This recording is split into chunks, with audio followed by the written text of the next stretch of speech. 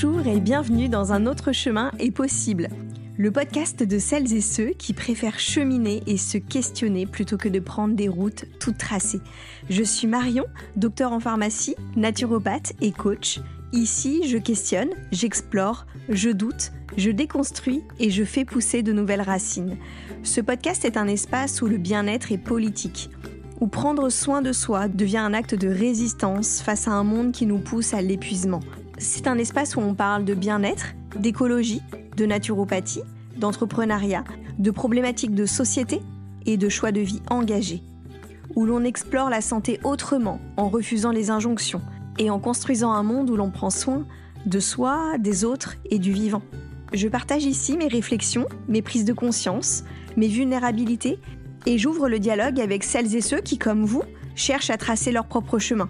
Parce que oui, un autre chemin est possible, plus libre, plus juste, plus aligné. Si ce podcast vous inspire, pensez à vous abonner et à laisser une note ou un commentaire et à le partager autour de vous.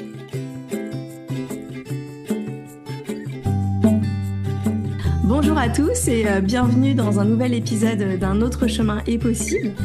Donc aujourd'hui, j'ai la joie de recevoir Camille Test, l'autrice du livre Politiser le bien-être.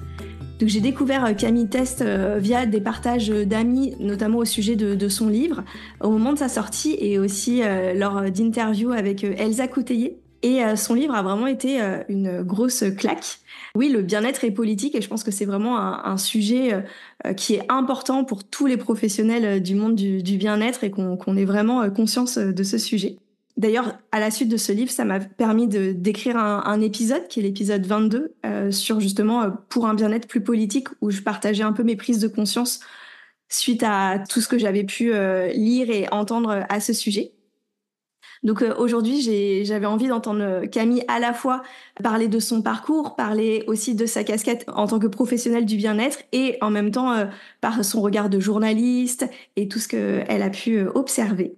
Donc voilà, je suis ravie de recevoir Camille aujourd'hui. Bonjour Camille, comment vas-tu ? Salut, ça va très bien et toi ? Bah ouais, écoute, ça va. Peux-tu commencer par te présenter et me dire un peu qui tu es ? Oui, bien sûr, je m'appelle Camille Test, je suis l'autrice de plusieurs livres et notamment un livre qui s'appelle Politiser le bien-être, dont on parlera, je pense, tout à l'heure. Je suis aussi prof de yoga et animatrice d'un podcast qui s'appelle Encore Heureux, qui a vocation à politiser les questions de santé mentale et que vous pouvez écouter sur toutes les plateformes. Comment tu fais justement le lien entre le fil rouge de toutes tes activités, en fait ? Comment tu lis tout ça ? Je pense que quand on me demande, avant j'étais journaliste et maintenant, l'une de mes activités principales c'est être prof de yoga et on me demande ça n'a aucun rapport, changement de cap total, et moi je suis pas du tout d'accord. Je pense que il y a un point commun entre ces deux professions qui est vraiment celle de participer à raconter et créer un monde meilleur. C'est un peu cliché de dire ça, mais pour moi ça participe de la même mission. Et pour moi, le fil rouge de toutes ces activités, c'est ça, je suis très intéressée par comment est-ce que, en fait, je suis très intéressée par le bien-être, mais au sens très très concret, hein. La notion de bien-être, c'est une notion qui est très politique à la base, c'est une notion qui remonte, qui est popularisée au 19e siècle. Et en France, par exemple, des groupes qui se sont emparés de la question du bien-être, c'est les syndicats, par exemple, la CGT. Le premier slogan de la CGT, c'est bien-être, liberté, solidarité. Et moi, je m'intéresse vraiment à qu'est-ce qui fait que, comment est-ce qu'on constitue une société qui favorise le bien-être des individus. Et donc, le journalisme m'aide à ça, un podcast sur la santé mentale, qui politise les questions de santé mentale, m'aide à ça, le livre que j'ai fait m'aide à ça, le yoga m'aide à ça, voilà. Justement, j'allais te poser la question sur c'est quoi le sujet de société contre lequel tu te bats ? Donc toi, c'est d'amener plus de bien-être dans notre société, ce serait ça ? Je dis pas un sujet, mais moi je suis intéressée par la constitution d'un monde qui favorise davantage notre épanouissement, et donc du coup forcément je me bats contre les politiques écocides, je me bats contre la misogynie, le système patriarcal, le système raciste, toute forme de domination et d'oppression sont mes ennemis en quelque sorte. Et donc, bien sûr que à la toute fin, la question c'est le bien-être des individus et le bien-être du vivant de manière générale. Hein, je parle pas que des humains. La question des animaux est très importante pour moi, voilà. Mais je pense que c'est je crois pas qu'on puisse vraiment dissocier les combats. Enfin, en fait, dès lors qu'on en a, enfin, d'ailleurs, la plupart des gens qui rentrent, par exemple, dans des questions un peu politiques ou qui commencent à s'engager pour une cause, finissent par embrasser quasiment toutes les autres parce qu'en réalité, tout est lié et tout participe d'un système global qui est un système capitaliste, colonial, impérialiste, etc., qui en gros nous impose une façon non seulement de penser le monde, mais aussi de vivre dans ce monde. Vous pouvez décider d'être anticapitaliste, vous allez quand même subir le capitalisme, hein, c'est très dur d'y échapper. Et donc, moi, j'essaie de participer à trouver plein de façons d'entailler ce monde-là et de créer autre chose à la place. Alors, on va revenir justement à tes débuts. Comment t'en es arrivé à faire ce que tu fais aujourd'hui et aussi à prendre la parole justement sur cette dimension politique du bien-être? Alors, je vais peut-être pas remonter à mon enfance, mais globalement, j'ai fait des études de sciences politiques et de philosophie. Je suis devenue journaliste. Quand je suis devenue journaliste, je me suis intéressée aux questions de justice sociale et environnementale. C'était, on va dire, ma spécialité, en tout cas le domaine qui m'intéressait le plus, sur lequel je travaillais le plus, sous différentes formes, presse, radio, parfois un peu télé et tout. Et puis, j'en ai eu marre parce que le monde des médias, c'est un monde qui est assez dur. Et en y revenant un peu là ces derniers temps, je confirme. Et donc, je me suis dit, j'ai fait un peu un parcours un peu cliché, mais je faisais du yoga depuis quelques années. J'aimais vraiment beaucoup ça. J'aimais notamment la dimension corporelle du yoga. Je pense que quand on est dans des milieux comme le journalisme, c'est des milieux qui sont très centrés sur le cerveau et pas tant sur le corps et pas tant sur habiter, exister, ressentir des choses dans son corps. Et j'ai trouvé ça dans le yoga entre autres choses. Et donc, je me suis dit, je vais me former. Je suis partie en Inde, j'ai fait une formation de prof de yoga et je suis revenue. Et en fait, en essayant d'être prof de yoga, d'abord un peu à la marge de mes activités de journaliste, j'ai vraiment découvert un monde du yoga, mais du bien-être plus généralement, extrêmement dépolitisé. C'est-à-dire pas du tout intéressé par les inégalités, par la planète qui brûle. Alors, non pas que les gens qui font du yoga ne sont pas intéressés, mais plutôt dans notre façon d'enseigner ces pratiques, que ce soit le yoga ou d'une manière générale les pratiques de bien-être, on vient s'adresser à l'individu, on vient lui dire, OK, vous allez mal, on va vous trouver des solutions. Et c'est toujours des solutions qui sont totalement décorrélées de la manière dont la société est organisée. Donc, par exemple, le yoga, on va offrir des pratiques de douceur, des pratiques pour se reposer, pour s'assouplir, pour se muscler, des pratiques, en gros, pour généraliser, qui vont contrer le stress des individus, mais on va jamais se demander, mais pourquoi vous êtes stressé, en fait?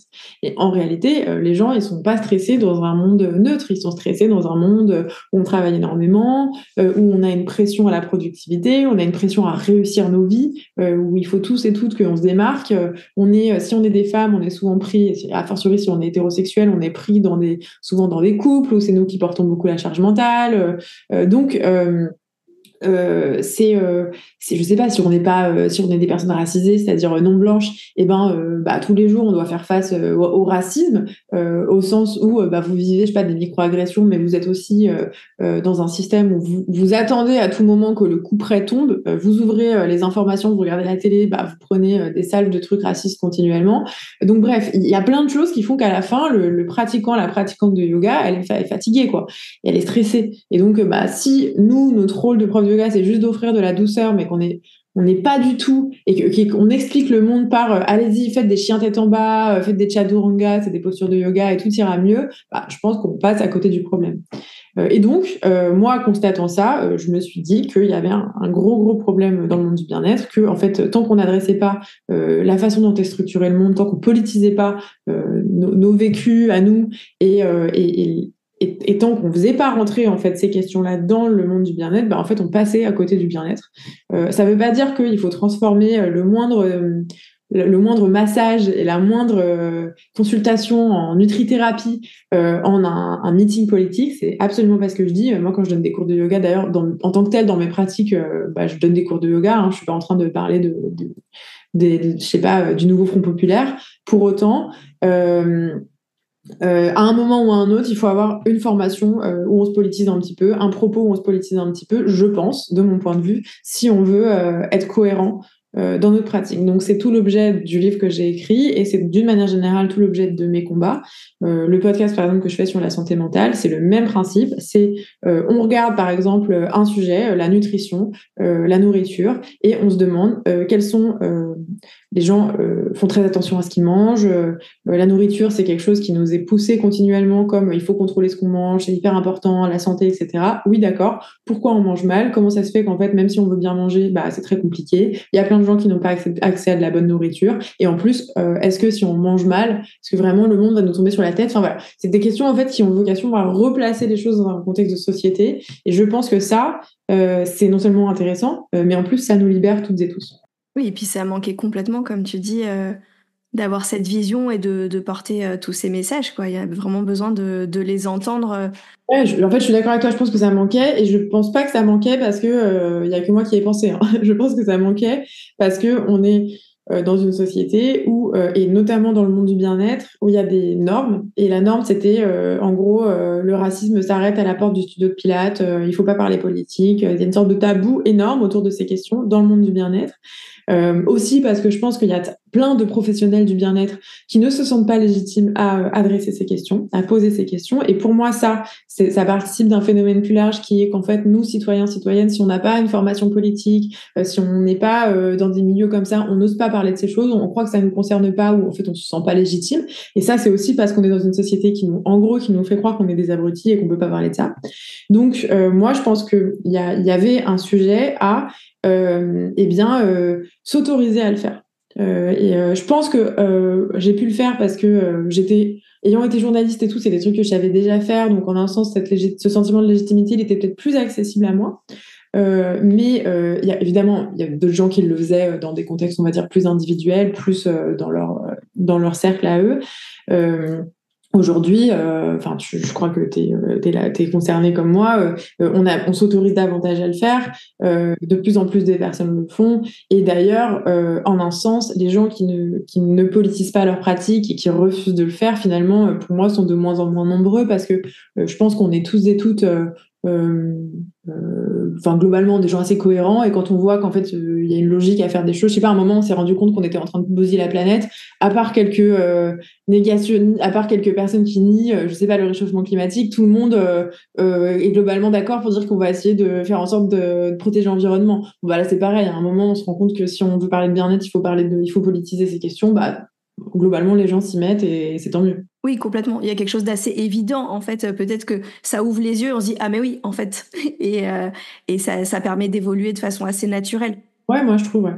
Justement, le milieu du bien-être, c'est un milieu dans lequel beaucoup de personnes ont des difficultés à vivre confortablement de leur activité, alors que pourtant, on sait qu'elles sont d'utilité publique.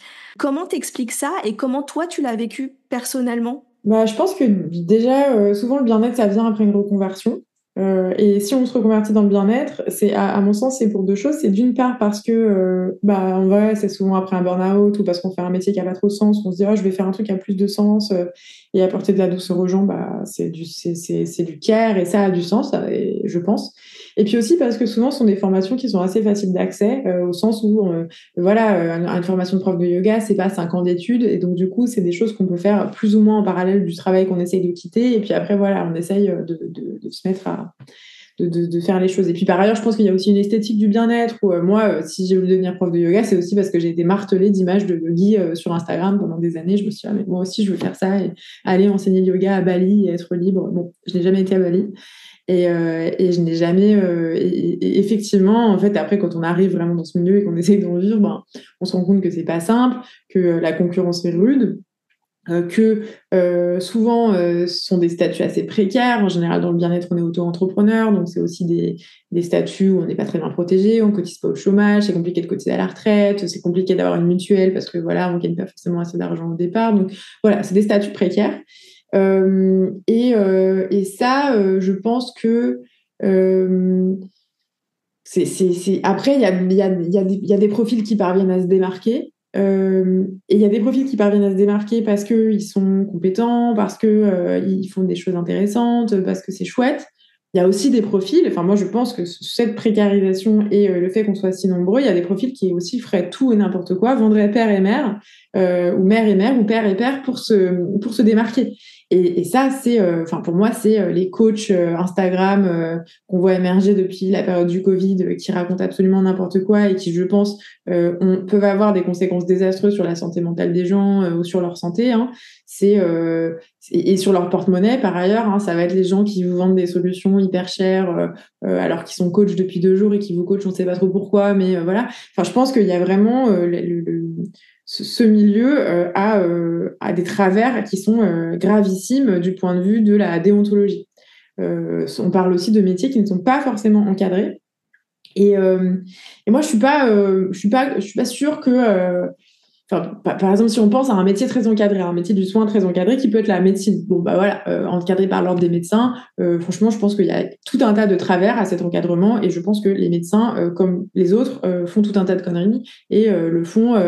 Et bah, on parlait de système de domination, bah le sexisme, le racisme dans la médecine, c'est des choses qui sont réelles et qui sont gravissimes. Pour autant, donc je suis pas pour enfin je pense pas qu'un encadrement ça règle tous les problèmes. Pour autant. Tous ces métiers comme les nôtres, qui sont pas du tout encadrés et sur lesquels on a aussi très peu de recul, ne viennent pas sans problème non plus. On sait que les métiers du bien-être aujourd'hui, c'est 50% des dérives sectaires, par exemple.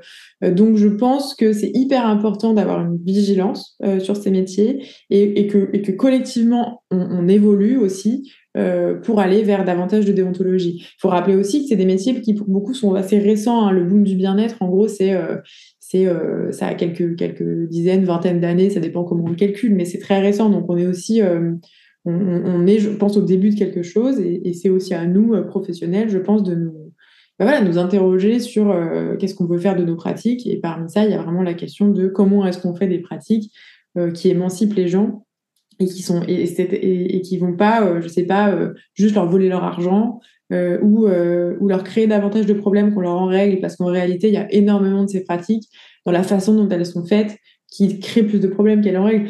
Je pense par exemple à toutes ces pratiques de nutrition qui sont pas mal par essence, mais qui, en fonction de comment elles sont faites, vont créer des troubles alimentaires ou encourager des troubles alimentaires dans une société où, en fait, on a beaucoup de troubles alimentaires aussi, parce qu'on a une société très grossophobe, où on norme beaucoup nos corps, où on dit aux femmes, et de plus en plus aux hommes par ailleurs, qu'en gros, si les personnes ne sont pas minces, musclées, qu'on voit pas leurs abdos, elles ne méritent pas d'être sur cette terre.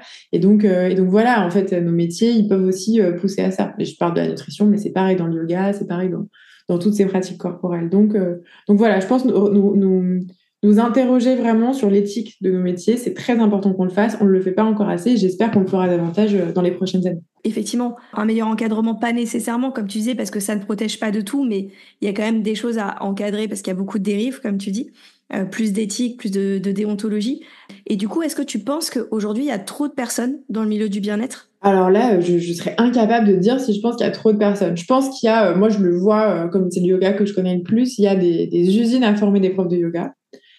Parce que c'est aussi l'un des seuls modèles d'affaires qui marche, hein, de créer des écoles de yoga pour former des profs de yoga. Donc parfois il y a un côté un peu pyramide de Ponzi. Il y a des écoles de yoga qui forment des profs de yoga qui finissent par créer des écoles de yoga parce qu'en fait c'est le seul truc rentable, qui elles-mêmes forment des profs de yoga qui créeront des écoles de... Enfin voilà. Donc il y a ce truc aussi. Je pense que moi, par exemple, je connais de plus en plus de profs de yoga qui en fait se forment et puis retournent dans leur métier habituel et utilisent les outils du bien-être et notamment cette connaissance du système nerveux, de comment fonctionne le stress et tout, que nous donne beaucoup le yoga en général, pour, on va dire, prêcher la bonne parole dans le cadre de leur monde à eux. Et encore plus intéressant, je trouve, que le monde de l'entreprise.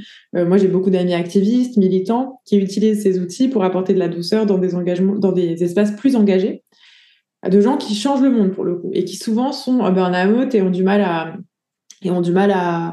à se reposer. Et donc là, ces outils, je pense qu'ils peuvent être encore plus intéressants. Donc, c'est pas tant est-ce qu'il y a trop de monde dans le monde du bien-être, puis en fait, c'est plus, enfin, les gens font ce qu'ils veulent en fait.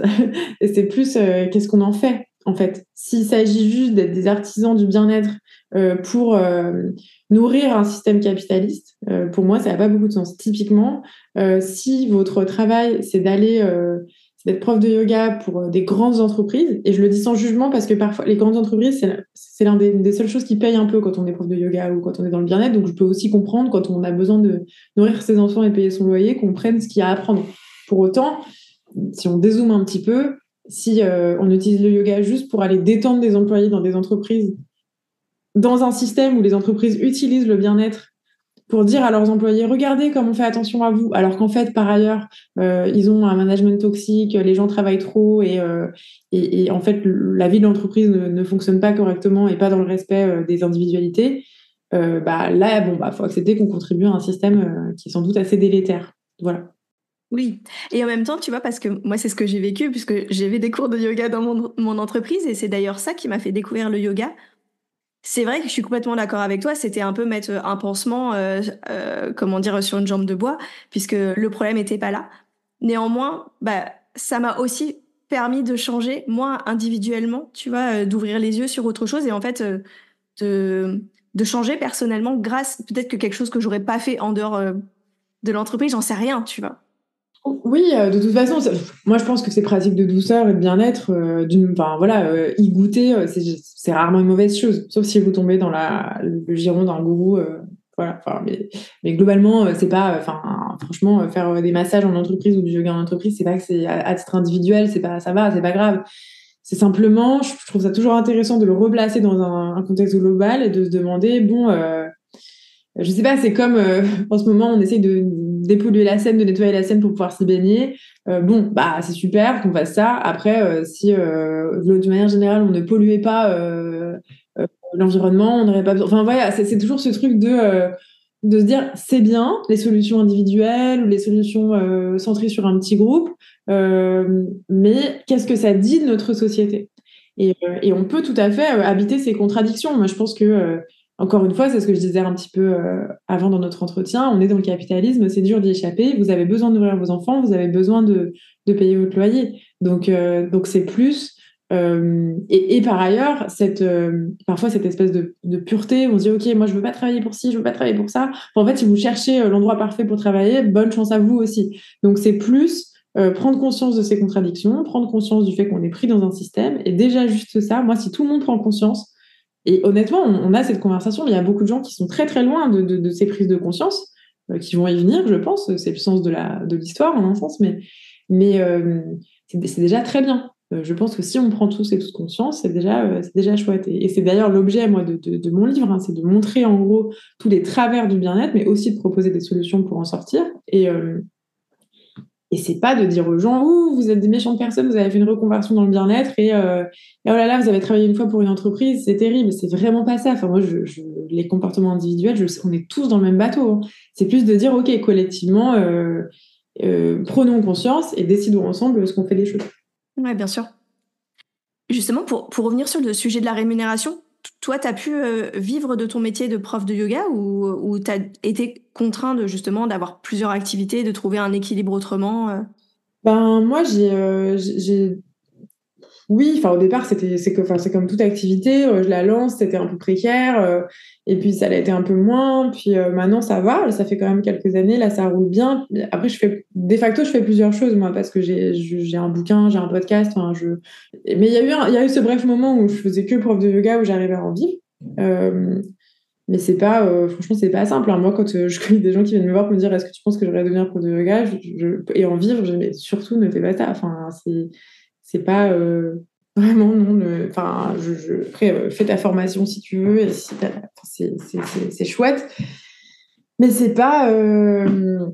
Autant je pense que vraiment, si le monde a besoin de gens qui ont des savoirs autour de la douceur et du bien-être, autant en fait, le monde a besoin de tous les métiers, hein.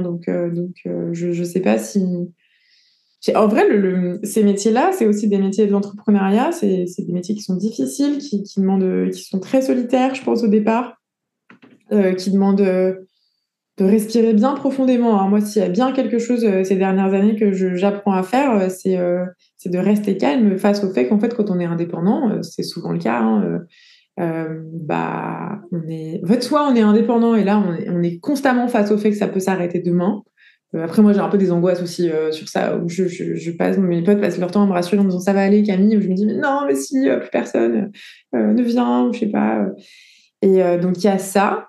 Et il y a aussi le fait que bah, si on décide plutôt d'avoir une sorte de système basé sur le fait d'être, je sais pas, de travailler pour des studios de yoga, par exemple, ou pour des employeurs, bah, en fait, c'est pas très bien payé, quoi. Donc, c'est vrai que si vous habitez à Paris et que vous êtes payé 30 € le cours dans un studio de yoga, bah, vous allez devoir donner énormément de cours. Et alors, pour le coup, moi, je connais des gens qui donnent 25, 28 cours par semaine. Mais enfin, pour le corps, c'est une catastrophe. Pour la santé, c'est une catastrophe, quoi. Donc, je pense que il y a en fait, des reconvertis dans le bien-être, il y en a beaucoup. Des repentis du bien-être, il y en a beaucoup aussi, de ce fait. Il y a beaucoup de gens qui en repartent parce que c'est pas viable. Euh, je pense que si c'était à refaire, si par exemple ça n'avait pas marché, je crois que maintenant, moi, il y a d'autres métiers, il y a plein d'autres choses en fait à faire, je pense, pour apporter du bien-être aux gens. Et c'était aussi l'objet de ce livre, c'est de se dire le bien-être, c'est bien, les pratiques de bien-être, c'est bien. Mais en fait, la société, elle a besoin de plein d'autres gens. Elle a besoin de gens qui bossent dans les bibliothèques. Elle a besoin de gens qui poussent des projets euh, intéressants pour l'écologie. Elle a besoin de gens mais elle a besoin aussi de métiers de base. Hein. Quand je dis métiers de base, elle a besoin de métiers qui sont pas valorisés dans la société et qui sont les métiers essentiels qui font tenir la société, en fait. Donc, il peut y avoir aussi ce truc de se dire... Enfin, moi, je trouve ça intéressant aussi le fait de pouvoir faire plusieurs choses. Si vous voulez être prof de yoga, c'est cool, mais si vous voulez faire un métier essentiel à côté, faites un métier essentiel et puis faites deux choses. Et puis peut-être que si vous êtes salarié à mi-temps dans un métier essentiel, bah, vous n'aurez pas l'angoisse du demain et que en fait, du coup, vous profiterez davantage d'être prof de yoga à côté. Enfin, je crois que il y a plein de systèmes, il y a plein de façons de faire qui appartiennent à chacun pour que ça fonctionne. Je crois pas. En fait, je me demande s'il y avait une pression aussi à vivre d'une seule activité. À se dire, oh, je suis pas une assez bonne prof si j'arrive pas à être que prof de yoga. Mais honnêtement, être que prof de yoga, c'est chiant un peu hein, parfois. Enfin, moi, je suis très contente de faire autre chose à côté, quoi. Et donc, je pense qu'il faut, je sais pas, il faut peut-être se détendre un peu aussi. Peut-être que on est aussi dans un métier un peu enfin, dans un monde un peu de slasher où on est obligé de faire plusieurs activités. Alors, le travers, c'est que parfois, c'est parce qu'on n'a pas le choix et qu'en fait, on ne gagne pas assez bien sa vie, mais on peut aussi, en un sens, se dire, je sais pas, le prendre comme une opportunité. Enfin, moi, j'aime bien l'idée de me dire, bah, si le yoga marche un peu moins, je peux faire un peu plus d'autres choses, et si je fais un peu moins d'autres choses, je peux faire un peu plus de yoga. C'est intéressant aussi, quoi. Mais oui, complètement. Mais c'est pour ça que tout à l'heure, je te posais la question de est-ce qu'il n'y a pas trop de gens dans le bien-être? C'est dans le sens qu'il y a un boom de la reconversion dans le bien-être, en particulier depuis le Covid, parce que ça a aussi été un élément déclencheur. Et du coup, effectivement, de plein de personnes qui se lancent et qui, quelque part, comme beaucoup viennent du milieu du salariat, quelque part, on essaye de reproduire, et je dis on parce que, enfin, moi, je l'ai aussi vécu, tu vois, je suis en train de déconstruire ça, justement. Bah, tu te libères pas de 10 ans de salariat du jour au lendemain, parce que ça a changé, enfin, ça a mis en place des modes de fonctionnement aussi. Et effectivement, comme si on essaye de faire une sorte de transposition, tu vois, et comme tu dis, en fait, il faut complètement réinventer sa manière de travailler et voir les choses autrement, quoi. Oui, effectivement, et je pense que comme on est aussi, encore une fois, c'est assez récent, hein, ce processus, il y a aussi, tu vois, je trouve qu'il y a aussi des entreprises qui suivent ça. Enfin, par exemple, il y a 2 ans, je me suis dit, ok, je vais essayer de trouver un truc de portage salarial pour me salarier, pour être mieux protégée. Impossible de trouver quelque chose. Et là, il y a des solutions qui ont commencé à émerger. Donc voilà, c'est aussi récent et voilà. Mais par contre, je pense sincèrement qu'on ne devrait pas perdre de vue le fait que on est quand même dans un système néolibéral de plus en plus féroce avec des gens à la tête de l'État qui ne sont pas du tout intéressés par le fait qu'on soit protégé, enfin nos droits, le droit du travail, c'est en train d'être piétiné comme pas possible. Évidemment, la question de la retraite, je veux dire, partir à la retraite à 67 ans, mais les gens c'est dingue de se dire ça, quoi. Il y a des gens qui vont mourir avant la retraite. Donc, je pense que c'est important de s'intéresser, et je sais que c'est le sens de ton podcast aussi, à nos réalités individuelles et à notre milieu, mais je crois qu'on a une responsabilité collective à regarder d'une manière générale le monde du travail, le droit du travail, comment sont protégés les autres, à quel point le système néolibéral et les gens qui en sont les fers de lance, hein, et donc par exemple notre président, hein, qui est un ambassadeur parfait du néolibéralisme, piétine nos droits. Et donc, je crois que je pense que c'est important que les gens le fassent, et je le répète, parmi le temps que vous accordez à vous renseigner sur votre statut, sur votre travail, essayer de construire un modèle, accordez du temps à, je sais pas, regarder, je sais pas, moi j'ai un média que j'aime beaucoup qui s'appelle Blast, par exemple, et qui traite beaucoup de la question du droit du travail, de la manière dont a été piétiné le monde du travail, etc. C'est important de se renseigner, c'est important de replacer, de repolitiser ce que nous, on vit dans un contexte national et puis mondial, évidemment. Ouais, t'as complètement raison. D'ailleurs, t'animes un podcast sur la santé mentale. Et bah, qu'en est-il de la santé mentale, j'allais dire, encore une fois, pour revenir dans le milieu du bien-être, mais de toutes ces personnes-là?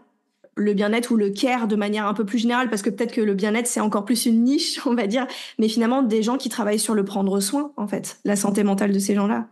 Bah, il y a plein de profils différents, mais effectivement, je suis contente que tu généralises le métier du care, et notamment, on peut penser aux soignants, aux médecins, infirmières, voilà, être soignant, être soignante, infirmier, voilà, le professionnel médical, bah, c'est une catastrophe. Hein, le monde médical, enfin, les budgets qui sont alloués au monde médical sont de plus en plus mauvais. Les gens du soin, d'une manière générale, sont extrêmement maltraités. Quand on voit que les budgets de la défense augmentent, mais que les budgets de la santé diminuent, mais c'est une catastrophe. Enfin, vraiment, c'est une catastrophe. Moi, j'habite en zone rurale, et donc je suis encore plus aux premières loges de voir. Nous, dans mon village, ça fait des années qu'on cherche un médecin, qu'on ne trouve pas.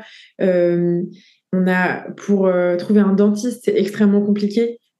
Pour avorter à la campagne, mais en fait, c'est une insulte, quoi. Enfin, vraiment, les accès aux soins, mais c'est une catastrophe. Les transports qui permettraient aux personnes âgées ou aux personnes précaires, les transports publics, d'aller consulter, mais c'est une catastrophe. Donc, en fait, rien ne va. Et évidemment, tout retombe sur les épaules des professionnels du soin. Et par ailleurs, cette réalité, donc disons du monde du soin, du monde de la santé, on va dire conventionnel, impacte évidemment les gens du bien-être de façon positive et négative. De façon négative parce que les professionnels du bien-être, on va dire bien intentionnés, se retrouvent avec dans leur cabinet, dans les accompagnements qu'ils doivent faire, des gens qui en fait devraient être suivis dans le monde de la santé conventionnelle et qui en fait ne trouvent pas de place, ne trouvent pas d'écoute, vont faire des consultations médicales en ligne où ils sont pas écoutés, pas entendus, ils finissent par arrêter de le faire.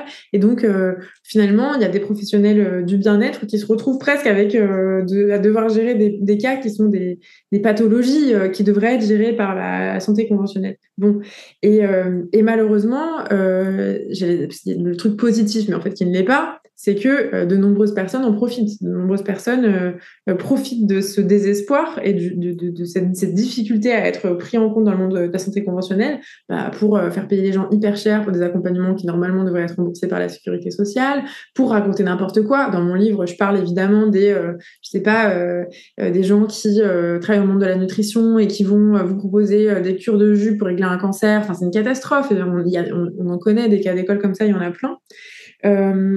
Un peu sous couvert aussi parfois d'une rhétorique de se réapproprier sa santé.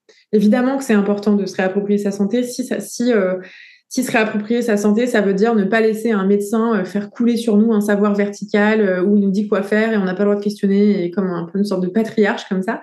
Mais si se réapproprier sa santé, ça veut dire ne plus jamais considérer la médecine et se soigner à base seulement de plantes qu'on a ramassées dans son jardin, même pour les pathologies les plus graves. Bon, franchement, là, il n'y a rien d'émancipateur et c'est une catastrophe. Et on parle de santé mentale, des gens du bien-être et du soin. Ce qui est très impactant, c'est qu'en fait, tout ça se déroule devant nos yeux et qu'en fait, on n'a pas grand-chose, on n'arrive pas à faire grand-chose parce qu'encore une fois, c'est une question politique qui nous dépasse où ce qu'on doit faire pour ça, c'est se battre pour nos droits, se battre pour un des budgets liés à la santé bien plus important. Donc, c'est pour qui on vote.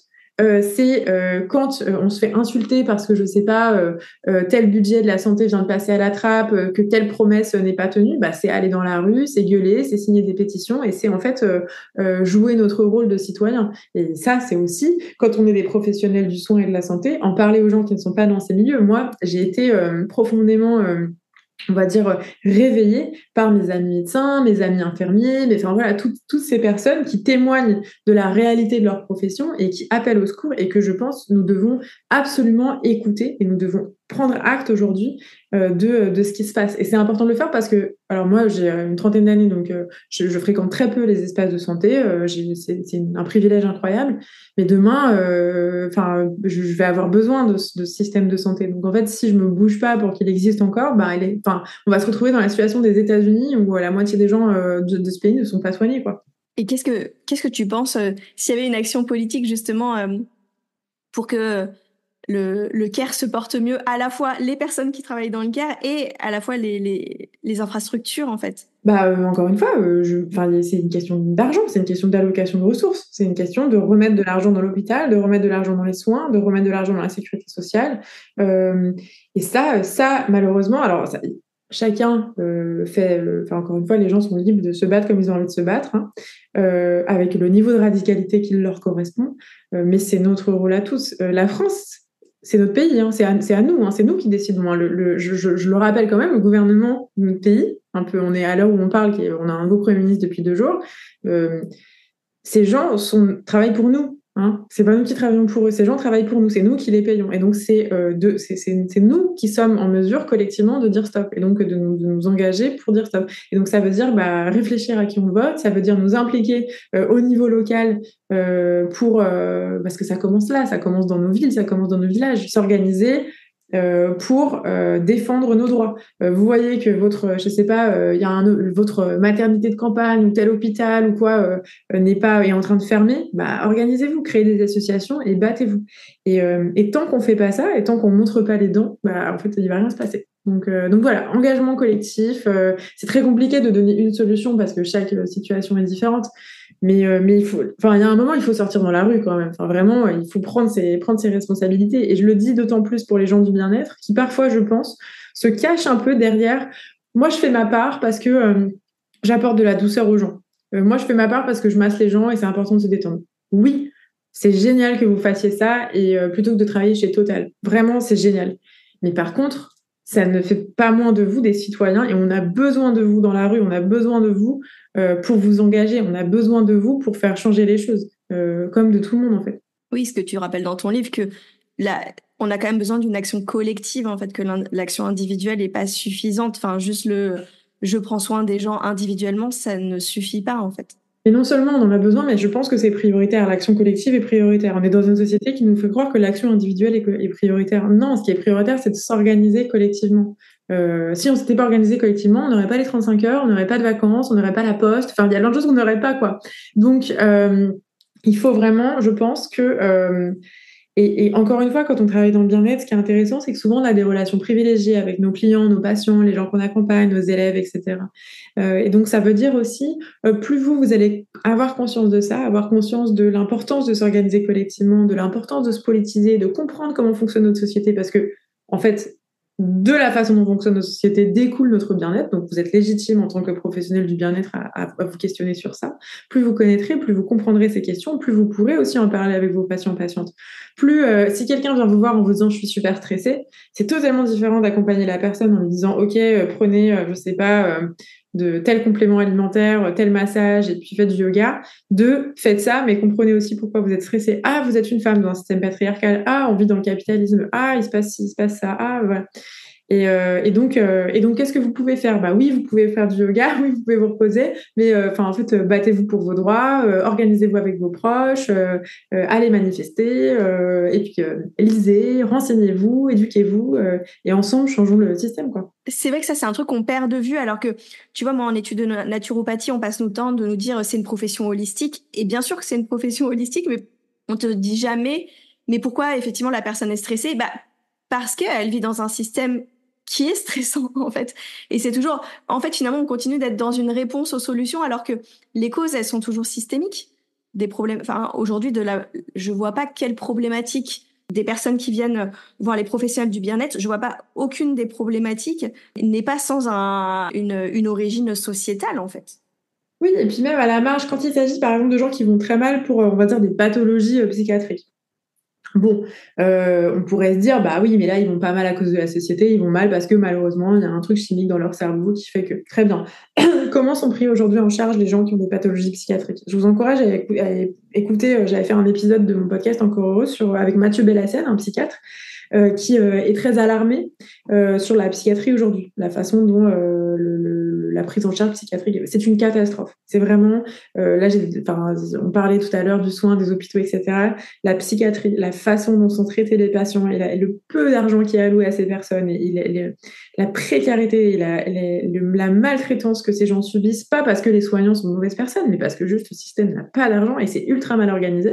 Mais en fait, ces gens, on les laisse complètement à la dérive. Et ça a évidemment un impact sur toute la société parce que, en fait, on est un organisme. Donc, quand une partie des gens vont mal, ça nous impacte tous. Enfin, je veux dire, la pauvreté, la précarité, la souffrance, ça nous impacte tous et toutes. Hein. C'est aussi ça qui fait je sais pas, les catastrophes humaines qu'on vit, les violences dans lesquelles on est, le fait qu'on est une société où on constate pas mal de violences, c'est aussi parce qu'il y a des gens qui sont maltraités à la base.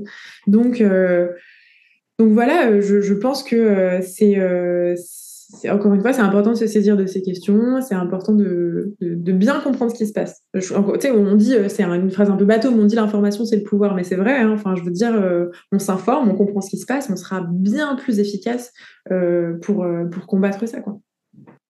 Ouais, la prise de conscience, comme tu dis, c'est déjà la première étape, quoi. Tu disais que devenir entrepreneur, c'est aussi, c'est loin d'être facile, justement. C'est un métier de solitude.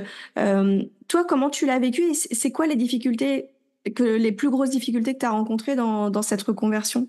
Ouais, la solitude, l'incertitude, le fait de pas savoir si ça va marcher. C'est assez bateau, hein. Ça déjà, Et c'est pas rien. c'est pas rien, ouais, c'est ça. Ouais, je dirais que c'est pas mal ça. Je dirais aussi que la reconversion et a fortiori dans ces métiers d'incertitude, c'est vraiment un privilège, hein. C'est-à-dire que parfois on a l'impression, et notamment ça, moi je me fais toujours mourir de rire les histoires de reconversion sur les réseaux sociaux. On a l'impression que encore une fois les gens sont comme ça, ils ont réussi à trouver, ils ont un peu galéré, mais bon, ils ont fini par réussir et tout. Mais en fait, quelles sont les réalités des gens, hein? Moi, j'ai pu, pendant ma première année de reconversion, ne quasiment pas payer de loyer. J'avais un peu d'argent de côté. J'ai des parents aussi qui, en gros, je le sais, si ma reconversion se passait mal, ils m'auraient pas laissé à la rue. Enfin voilà. Donc il y a aussi, est-ce qu'on est capable de le faire? Il y a plein de gens qui ne peuvent même pas envisager cette reconversion. Donc c'est aussi important si les personnes qui nous écoutent et qui envisagent des reconversions n'ont pas les moyens de prendre ce risque, qui se culpabilisent pas en se disant oh là là, j'ai pas assez cet esprit d'entrepreneur. Non, en fait, vous êtes 100% rationnel et vous n'avez pas envie de vous retrouver à la rue dans un système très dur et c'est totalement compréhensible. Et je pense même qu'il faut pas non plus fantasmer la reconversion. Je pense vraiment qu'il y a des gens qui, en fait, avant de changer de métier, auraient peut-être intérêt à changer d'entreprise. Le salariat, par plein d'aspects, c'est formidable. Par d'autres, pas du tout. Moi, par exemple, j'ai un caractère très indépendant et je pense que je suis plus à l'aise de dealer avec une certaine forme d'incertitude et de précarité, précarité potentielle ou réelle en fonction des situations, qu'avec le fait d'avoir un patron qui me dit quoi dire et des collègues et la machine à café et on se raconte rien et t'as vu telle collègue, elle a dit ci, elle a dit ça. Ça, vraiment, pour moi, il n'y a pas plus aliénant dans la vie, dans ma manière de percevoir le monde et c'est quelque chose qui me va pas. Mais il y a des gens pour qui c'est pas vrai. Et le salariat, c'est très chouette par plein d'aspects. Et si on est dans une entreprise saine, il y a plein d'entreprises qui le sont, heureusement, avec des gens qui sont ultra bien intentionnés et qui essayent de créer des choses chouettes. Ça peut être formidable aussi. Donc attention aussi au fantasme de l'indépendance, quoi. Complètement. Et en l'expérimentant, on comprend tout ça aussi et ça peut permettre aussi de se réconcilier avec quelque chose qu'on a quitté, aussi de revoir tout ça, quoi. Totalement.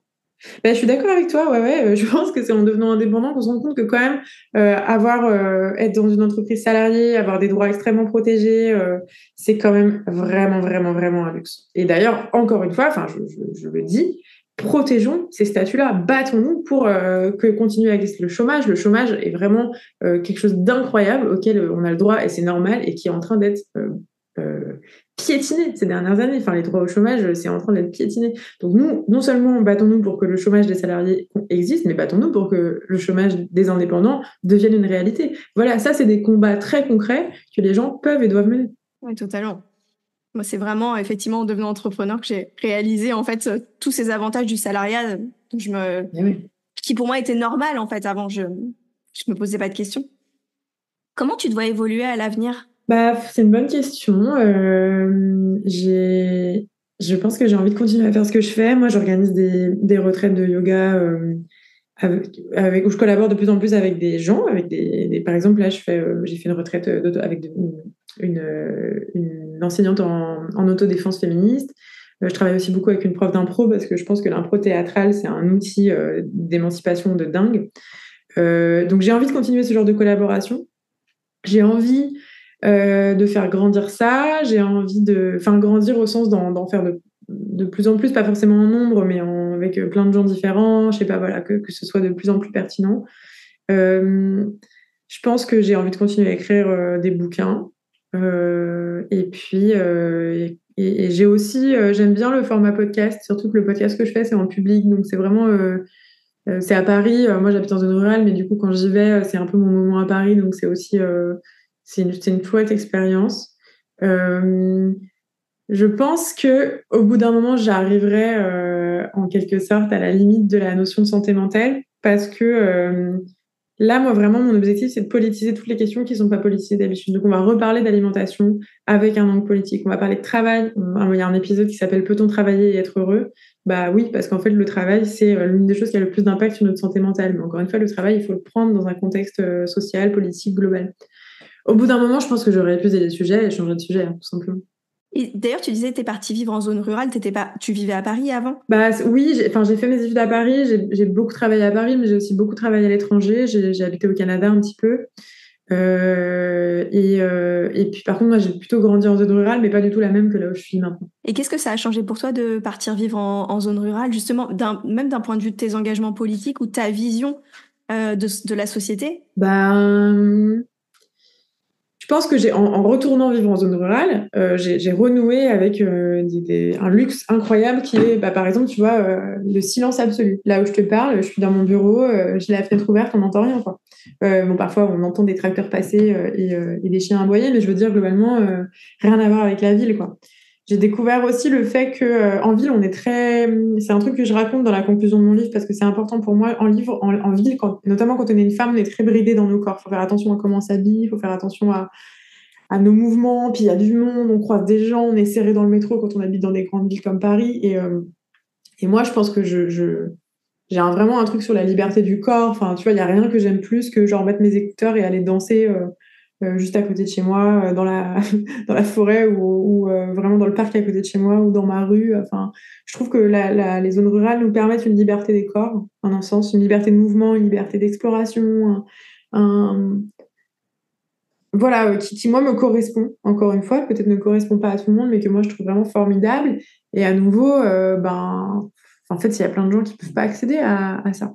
Enfin, quand on voit, par exemple, comment dans les zones urbaines, tous les territoires un peu terrain vague sont utilisés pour construire des immeubles et pas des grands parcs avec plein d'arbres, c'est une catastrophe. Enfin, euh, voilà, encore une fois, c'est un combat réel hein, de se demander pourquoi moi j'ai accès à ça et pourquoi toute personne en France qui voudrait faire ça ne pourrait pas.